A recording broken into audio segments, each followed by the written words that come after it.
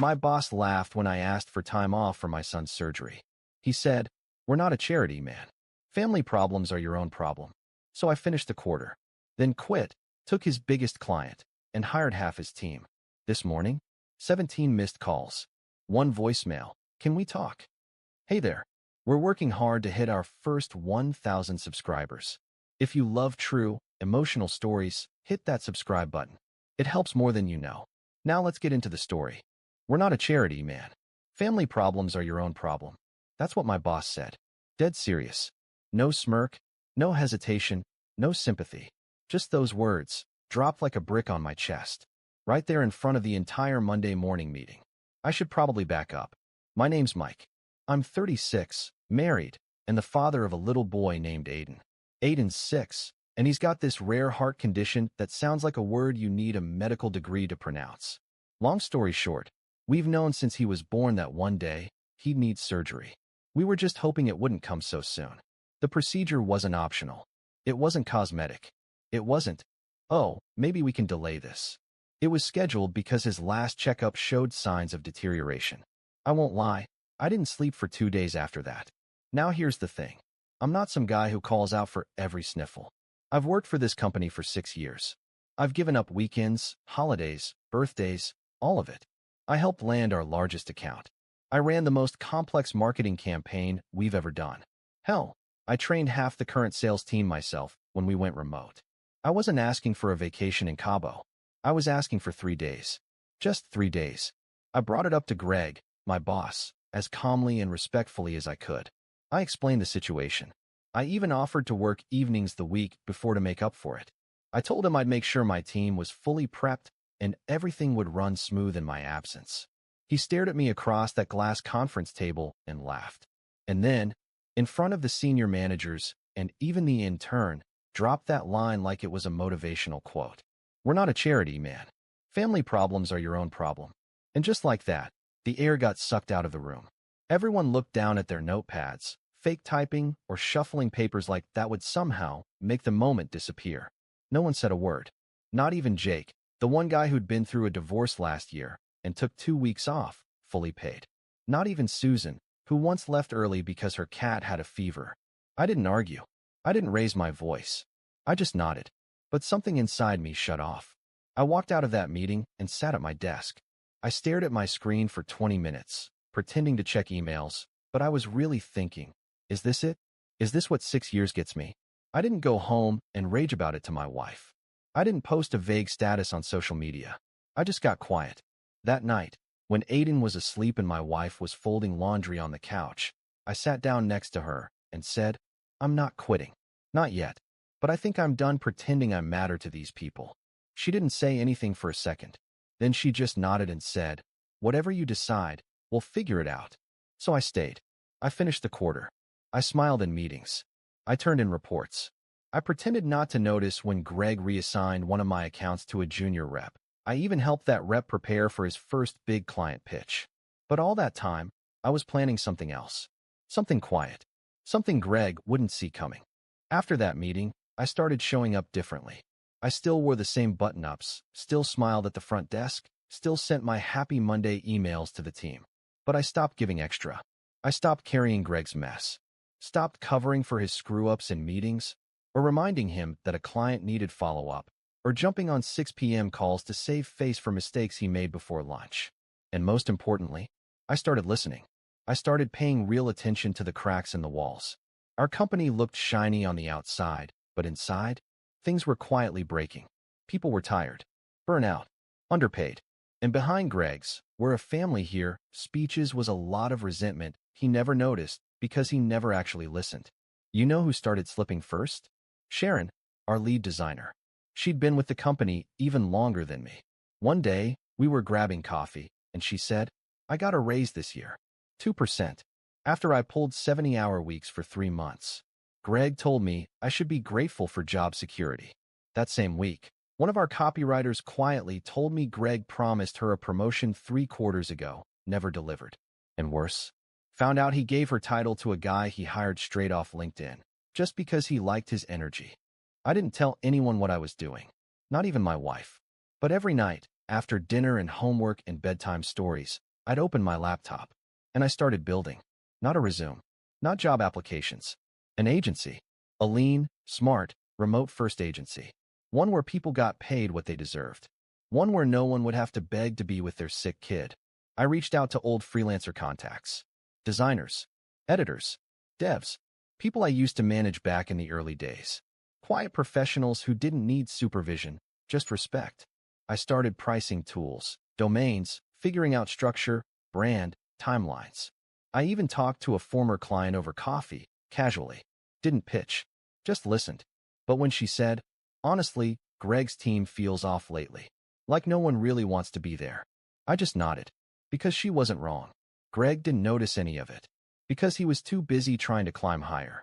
Too busy micromanaging LinkedIn stats, bragging about company milestones no one in the company actually celebrated. Too busy planning team bonding retreats no one wanted to attend. He thought I was still in the palm of his hand. That was his mistake. Because I was done being grateful for crumbs. I was done acting like I was lucky to be there. The truth? Greg was lucky to have me. And soon, that luck was going to run out. The date was circled on my calendar for months. Aiden's surgery. The one thing in my life I couldn't reschedule, couldn't delay, and wouldn't miss. No matter what Greg or this job threw at me. I kept my head down those few months. Played the role. Showed up, smiled, hit my numbers. Greg thought everything was back to normal. That I had moved on from our little confrontation. He even started joking with me again in meetings, like we were buddies. Like he hadn't completely humiliated me in front of the entire team. But I remembered. Every word. Every smirk. Every time he called other people team players for not asking questions. So, 2 weeks before the surgery, I did everything by the book. I submitted the PTO request, listed the dates, attached the HR policy. Made sure it was all formally documented. The day before I was supposed to leave, I followed up with a reminder. He looked at it, smirked, and said, "Oh yeah, I'll get to it." That's when I knew. He wasn't going to approve it. I could have gone over his head to HR. But I didn't want to waste time arguing with people who saw me as a line item. So I packed my bag, left my badge on the desk, and drove my son and wife to the children's hospital 5 hours away. And let me tell you, that drive was the longest 5 hours of my life. Aiden was quiet. My wife was trying to stay strong, but I could see her eyes glass over every time he coughed in the back seat. Me? I gripped the wheel so hard I thought I'd snap it. We checked in, met with the surgeon, stayed in that tiny white room with those thin pillows and the smell of antiseptic in the air. And the whole time I just kept thinking, this should be all I'm focusing on. Not Greg, not clients, not Slack messages, just my son. And for a while it was. Until I stepped outside the operating room to grab coffee and saw the missed calls. 6. All from Greg. Then a message. You were supposed to be in for the analytics review this morning. If you're not back by noon tomorrow, don't bother coming back at all. No, hope everything's okay. No, let me know how your son's doing. Just that. Like my child's open-heart surgery was an inconvenience. I showed the message to my wife. She read it and just looked at me. For a second I thought she'd cry.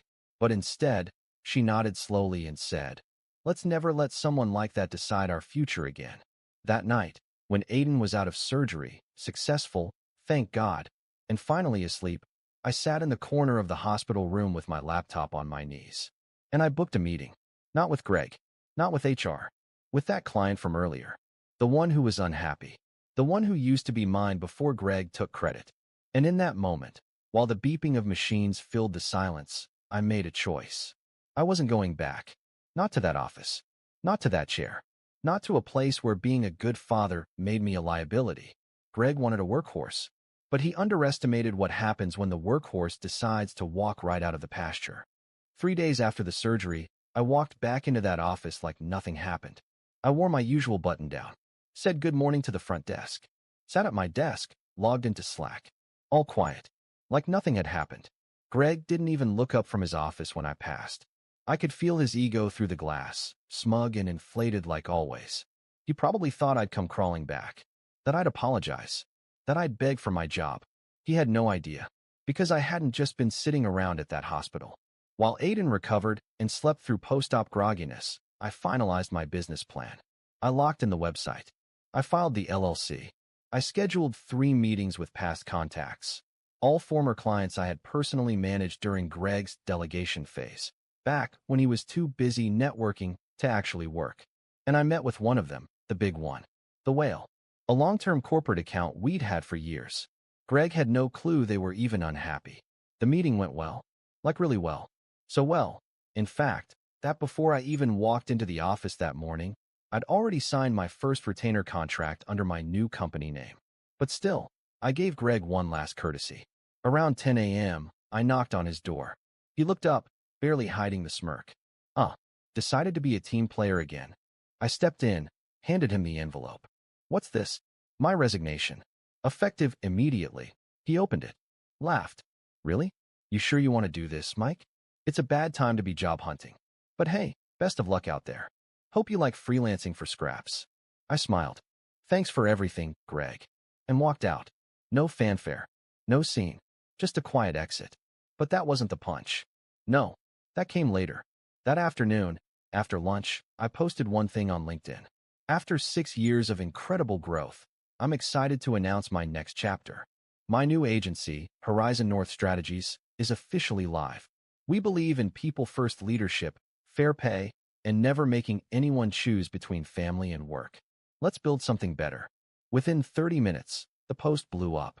First came the congratulatory DMs. Then came the curious ones, people asking, "Are you hiring?" And then came the first bombshell, a message from the client Greg thought he'd secured for next quarter. They wanted me. They said they'd been hoping for an excuse to leave for months, and I was it. And then the next message. "Sharon, our lead designer. I've been waiting for something like this.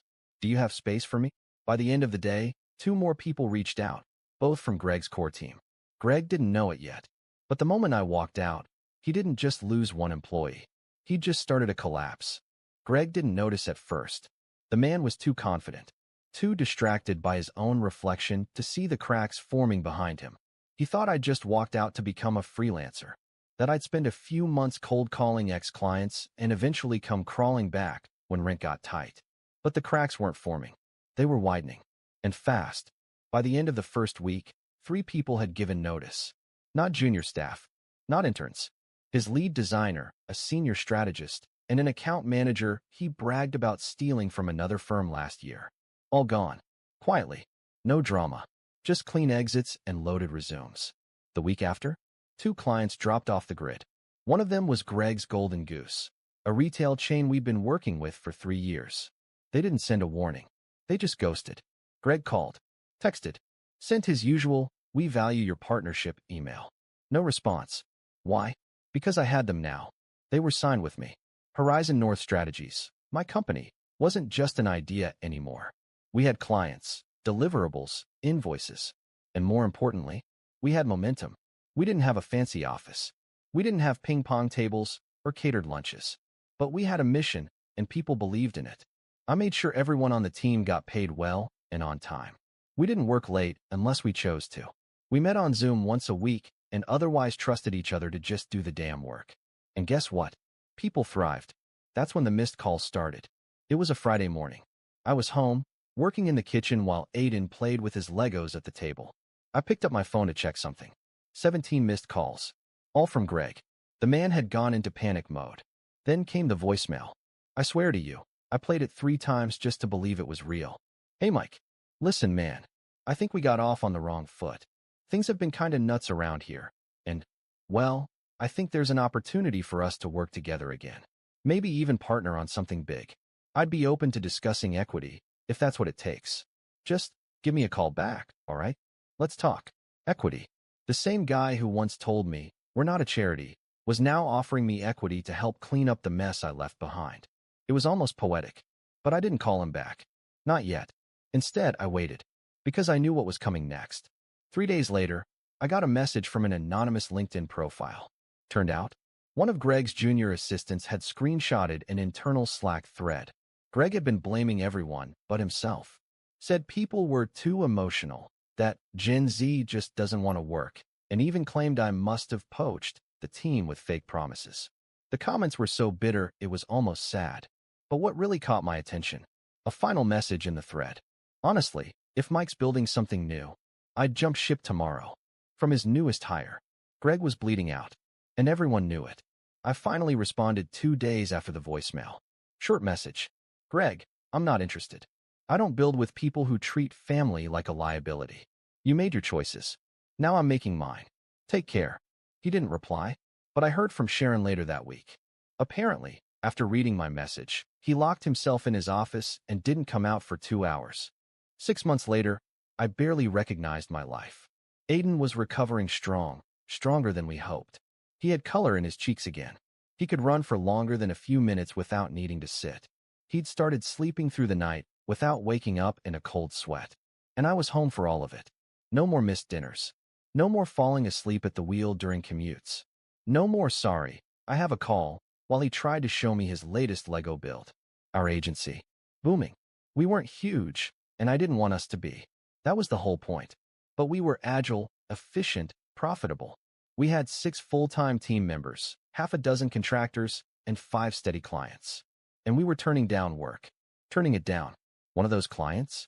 The one Greg used to brag about during board meetings. His legacy client. The one whose brand guidelines he used to quote like scripture. They dropped him the month after I left. Quietly, like most of them did. Apparently, after I took my team and left, he tried to pitch the same campaigns, recycled ideas from 3 years ago. They saw right through it. Said they wanted fresh thinking. Said they didn't feel seen anymore. Greg didn't even get a call back. I bumped into him again 2 months ago at a networking event I almost didn't attend. He was sitting at a high-top table alone, drink half full, scrolling on his phone like he was waiting for someone who wasn't going to show. His suit didn't fit quite right. A little too loose around the shoulders. A little too desperate in the eyes. He saw me, stood up, forced a smile. Mike, he said, didn't expect to see you here. I nodded, kept it polite. He launched into small talk. His consulting practice, which was code for no one wants to hire me full-time anymore. Said he was looking for strategic partnerships. He even made a vague comment about how things had gotten out of hand for a bit, but that he was refocusing on what really matters now. I just smiled and said, glad to hear it. We didn't exchange cards. I didn't need to say anything else. Back at home that night, I sat in my little home office, the one I'd built with my own hands, with the whiteboard full of ideas and sticky notes with team goals, and I stared at the post-it note taped above my monitor. The same phrase that started it all. We're not a charity, man. Family problems are your own problem. I kept it there, not out of spite, not to stay angry, but to remember. Because some people build empires on fear, and some people build movements on respect. I chose the second, and I never looked back. And that's the story. If you're still here, that means you're one of us. So go ahead, hit that subscribe button. I drop new chaos every single day, and trust me, tomorrow's story, it's even worse than this one.